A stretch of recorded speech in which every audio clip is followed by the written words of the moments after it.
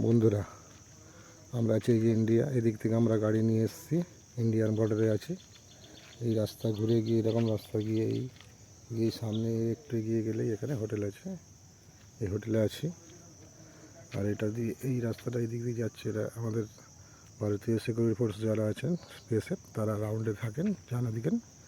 আর এই যে নদীটা, এই নদীটা দিয়ে জল এপাশ দিয়ে এই যে দিক দিয়ে জল ঢুকছে, আবার জোয়ারের জল এই ঢুকছে। আর ওপারে দেখছেন যেটা, এটা হচ্ছে বাংলাদেশ। এই যে ওপারে গাছপালা দেখা যাচ্ছে, এটাও দেখা যাচ্ছে, ওপারটাই বাংলাদেশ। আর আমরা আছি ইন্ডিয়ার মধ্যে এখন।